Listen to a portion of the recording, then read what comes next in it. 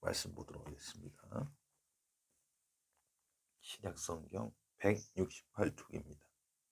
요한복음 12장 9절부터 19절까지 한 절씩 돌아가면서 읽도록 하겠습니다. 요한복음 12장 9절부터 19절까지 우리 한 절씩 돌아가면서 읽습니다.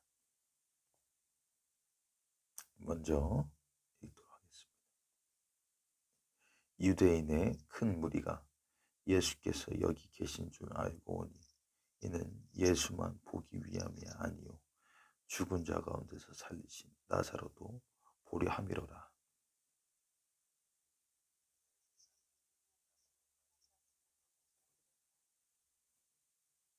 나사로 때문에 많은 유대인들이 가서 예수를 믿음이로라.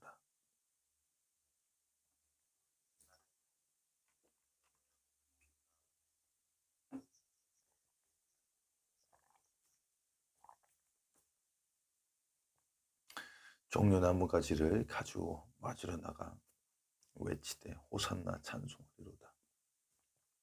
주의 이름으로 오시는 이 곧 이스라엘의 왕이시여 하더라.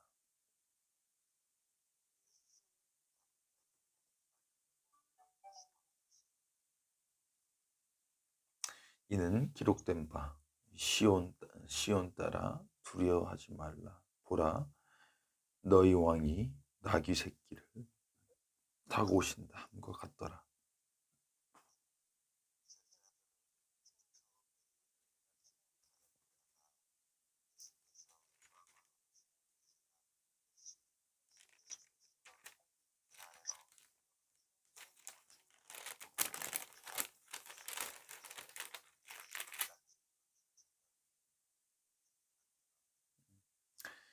나사로를 무덤에서 불러내어 죽은 자 가운데서 살리실 때 함께 있던 무리가 증언한지라.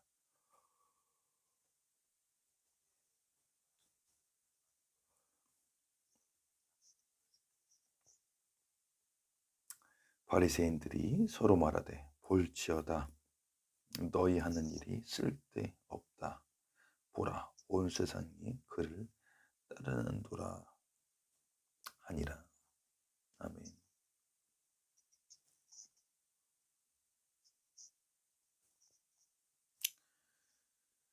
할렐루야. 오늘도 이렇게 아침에 일찍 일어나서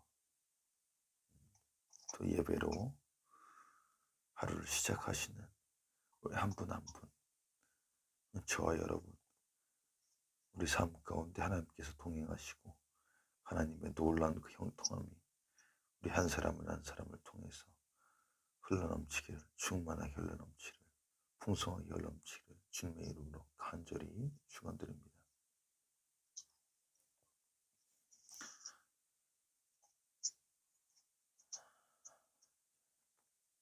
자, 우리 말씀을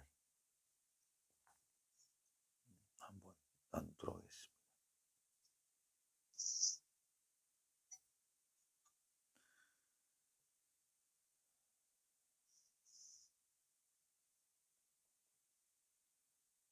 우리 15절 말씀 한번 읽어보도록 하겠습니다. 15절 말씀 시작.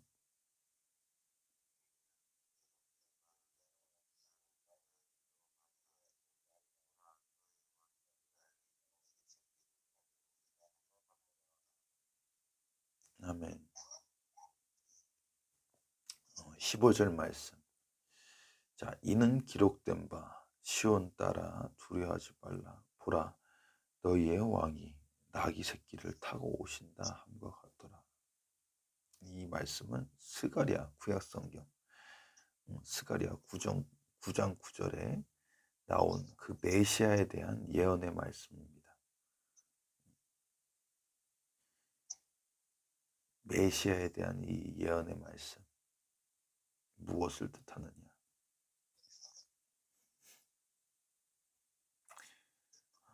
그때 당시에 그 왕들은 말을 타고 다녔어요.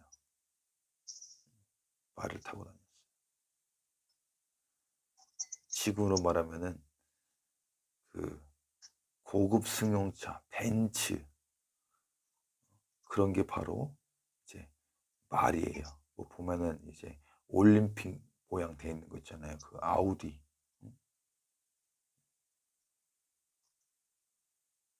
그런 게 말인데, 낙이 새끼라고 하는 것은 낙이도 아니고 낙이 새끼. 쥐 옮길 때 쓰는 그런 동물이란 말입니다. 겸손하다. 겸손을 나타내는 상징인 것입니다. 시온에 따라 두려워하지 말라. 보라, 너희의 왕이 낙이 새끼를 타고 오신다 함과 같더라. 이 15절 말씀은 구약 성경이 성취된다. 메시아에 대한 약속이 성취된다. 그것을 우리에게 단편적으로 보여주고 있는 것입니다. 그런데 제가 오늘 여러분과 말씀을 나누고 싶은 것은 단순히 그 스가랴의 9장 9절의 말씀이 성취되었다라는 것보다 우리가 신앙생활을 할 때 현실적으로 과연 어떠한 자세로, 어떠한 모습으로 신앙생활을 해야 되는가, 그것을 나누고 싶은 것입니다. 자, 우리 9절 말씀 한번 읽어보도록 하겠습니다. 9절 시작.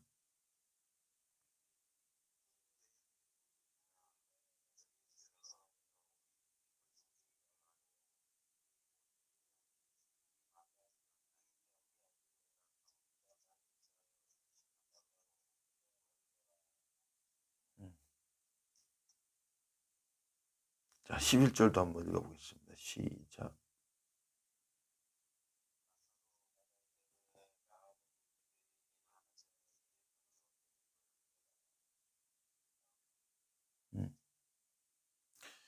자, 기적과 이적이 우리 신앙에 반드시 필요합니다.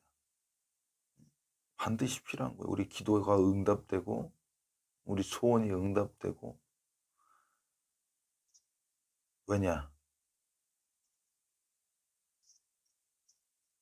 우리가 또 이제 현실을 이 세상 가운데서 또 살아가기 때문에 반드시 필요한 부분입니다. 그래서 이제 우리의 기도 제목, 우리의 소원, 그것을 하나님께 기도하는 것, 그것을 위해서 기도하는 것, 그게 나쁘다는 것이 아닙니다. 그런데 너무 그쪽으로 치우치게 되면은 오늘과 같은 이런 오늘 본문에 나오는 오류가, 신앙적인 그 신앙생활을 하는데 오류가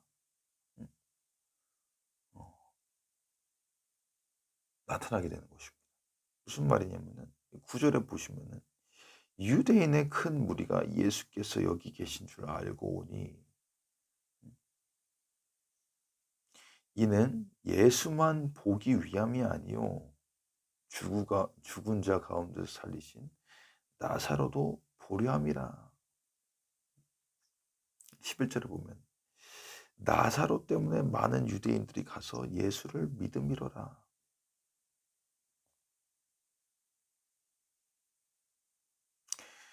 지금 죽은 자 나사로, 사흘 만에 다시 살아난 이 나사로에 대한 소문이 이 예루살렘, 유대의 소문이 파다하게 퍼진 것입니다. 그래서 이 죽은 사람을 3일 만에 살린 예수라는 분이 누구인가? 그 전에부터 이제 기적을 행하고 이적을 행하고 그 소문이 많이 있었어요. 그런데 이제는 그 기적의 끝판왕이에요. 죽은 사람까지 살렸어요. 그 나사로가 죽어 있을 때 그 장례식에 왔던 그 무리들이 이렇게 얘기하잖아요. 야, 이 사람 예수 그리스도, 이 사람이 맹인의 눈을 뜨게 했는데 죽은 사람을 혹시 살릴 수 있지 않을까? 근데 그 설마가 진짜로 죽은 사람까지 살렸어요. 그러니까는 이 어마어마한 음 센세이션을 일으킨 겁니다. 그러니까는 그 죽었다 살아났다는 그 나사로 좀 보자. 예수님 하나님의 아들이라는데 메시아라는데 한번 보자. 나도 한번 만나보고 싶다. 좋습니다. 다 좋아요. 다 좋은데 하나님께서 원하시는 그 신앙의 단계는 더 깊이 믿음으로 말씀으로 하나님께 나아가는 것입니다. 잘 보세요. 이 나사로 때문에 예수님께 나온 사람들. 자, 13절 한번 읽어보겠습니다. 시작.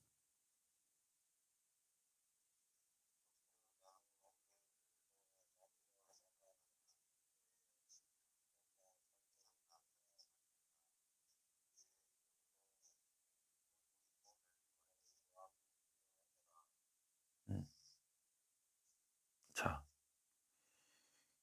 이 무리들이 예수님께서 예루살렘에 그 나귀를 타고 가시니까 뭐라 하느냐? 종려나무 가지를 가지고 맞으러 나가서 외치되 호산나 찬송하리로다 주의 이름으로 오시느니 곧 이스라엘의 왕이시여 하더라. 맞췄어요. 맞히긴 맞췄어요.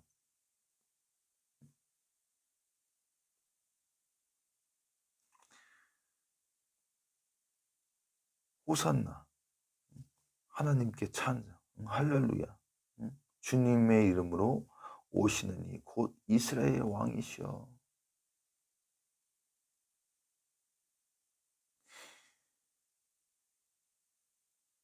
자기의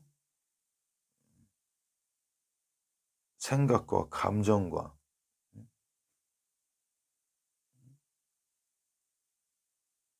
말씀에 의지하지 않고 이 자기의 보고 느낀 인간적인 이제 오감으로 예수님을 믿었을 때 분명히 그 결과는 종려나무를 가지고 나가서 예수님을 맞이하고 외쳤습니다. 호산나 찬송하리로다. 주의 이름으로 오시느니 곧 이스라엘의 왕이시여. 한번 이 상황을 한번 생각해 보세요. 예수님께서 이제 예루살렘에 입성하시니까 종려나무 가지를 이제 땅바닥에 깔고 사람들이 그 양쪽에 서서 길을 만들어 가지고 호산나 하면서, 우리 영화 같은 데 보면은 그 개선 장군이 로마 개선 장군이 들어갈 때 막 던지잖아요.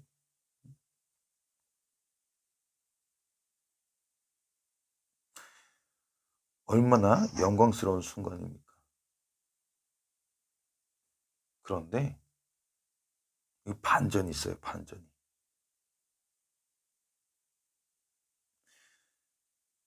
얼마나 이 순간이 웅장하고 광대했으면은 19절에 바리새인들이 대제사장들한테 뭐라고 하냐면은 서로 말하되 볼지어다 너희 하는 일이 쓸데없다. 보라 온 세상이 그를 따르는구나. 유대 지도자들끼리 원래 예수님이 잡아 죽이려고 했잖아요. 그런데 자기들끼리 뭐라고 하냐면은 이야 대세가 그냥 기울었구나. 우리 하는 게 쓸데가 없겠다.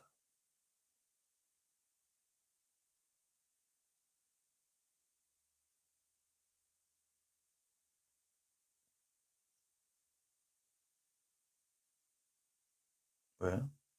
27절에 보면은 나사로를 무덤에서 불러내어 죽은 자 가운데서 살리실 때 함께 있던 그 무리가 예수님이 얼마나 놀라운 일을 행했는지 증언했어요.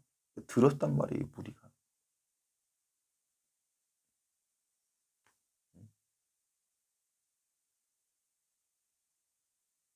그런데 기적을 보고 이 증언을 듣고, 그 간증이죠, 간증. 그 가운데요, 나사로도 있었잖아요. 나사로도 같이. 예수님 따라서 입성했겠죠. 그런데 의미가 없어요, 의미가. 왜냐? 나중에 이 무리가 예수님을 잡아 죽이라고 합니다. 우리에게 바라바를 주십시오.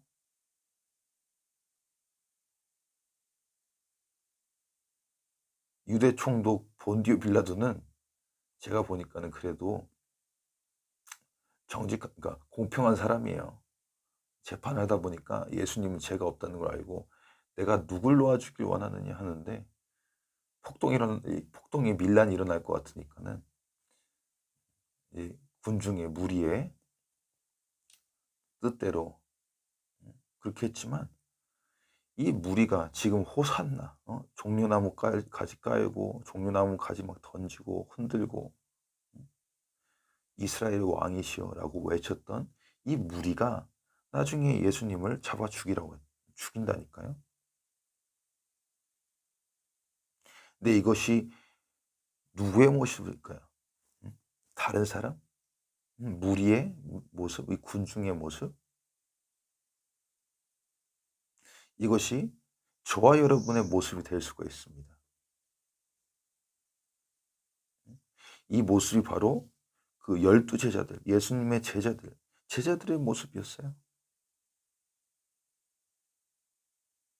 자, 그렇다면 예수님께서 우리에게 말씀하시는 것은 무엇이냐? 성경이 오늘 본문에서 우리에게 가르치고 있는 것은 무엇이냐? 오늘 15절 말씀입니다. 15절 말씀.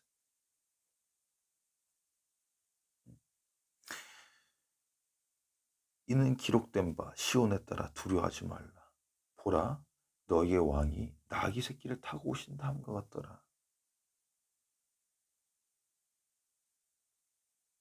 제가 오늘 이 본문 말씀을 통해서 여러분과 나누고 싶은 것은 무엇이냐? 하나님의 말씀, 이 말씀이 성취되는 것, 이것을 우리가 분별을 할 줄 알아야 되고, 우리가 이 말씀을 믿어야 되는 것입니다. 그 중에서 어떤 것을 믿어야 되느냐? 구약부터 계속 하나님께서는 우리에게 이 계시를 하고 계세요. 역사의 흐름을 따라 우리에게 계시를 하고 계신단 말입니다. 무엇이냐? 지금은 바로 성령의 시대라는 것입니다. 성부 하나님께서 오는 이 역사의 틀을 놓으시고, 성자 하나님께서 오셔가지고, 예수님께서 오셔가지고 이 구원의 역사를 완성하시고, 이젠 성령께서 이 세상 가운데 오셔서 하나님과 더욱더 친밀한 관계를 우리가 누릴 수 있도록 만들어 주셨다는 것입니다. 그래서 이 제자들의 삶을 보면은 단 한 가지예요. 우리 역사가 예수님을 기점으로 해서 BC와 AD로 나눠지는 것처럼 제자들의 삶도 그 기점이 있습니다. 무엇이냐? 바로 성령이 임하고 성령세로 받고 성령 충만하고, 그 기점을 따라서 이 사람들이 무리인가, 대중인가, 군중인가, 아니면 예수님을 따르는 사람인가, 예수님의 제자인가, 예수님을 사랑하는 사람인가, 이 나누게 되는 것입니다. 그렇기 때문에 우리도 단순히 기도 제목, 표적, 기적, 간증을 듣고 예수님을 믿고 따라가는 것도 중요하지만, 그보다 더욱 중요한 것은 무엇이냐? 15절의 말씀에 보면은 구약 성경이 성취가 됐잖아요. 우리도 지금 보는 것은 무엇이냐면은 신약 성경에 있는 그 예수님의 말씀도 성취가 됐다는 것입니다. 무슨 말씀 성취가 됐느냐? 내가 아버지께 가서 너희에게 그 성령을 보내주라고 말씀할 아버지께 요청할 것이다. 그 성령이 오순절 날, 이 세상 가운데 들어오셨다는 것입니다. 믿으십니까? 그래서 이제 우리가 또 이제 요한복음을 계속 이제 마지막까지 날마다 나누고 있는데요. 보면은 우리가 클라이맥스로 가면 갈수록 우리 많은 분들이 오해하고 착각하는 것은 십자가가 끝인 걸로 알고 있어요. 십자가 사건이. 그러나 그것이 아닙니다. 십자가 사건 그 다음에 무엇이냐? 예수님께서 성령 받으라고 말씀하십니다. 성령 받으라고. 성령 받으라. 왜? 너희가 내가 오는 날까지 나의 증인이 되기 위해서는 너희가 성령을 받아야 된다. 우리 성령과 우리 성령 하나님과 더욱더 친밀하게 어느 하루도 보내시는 성령 하나님 인정하고 환영하고 모셔드리는 우리 한 분 한 분 될 수 있도록 주님의 이름으로 간절히 축원드립니다.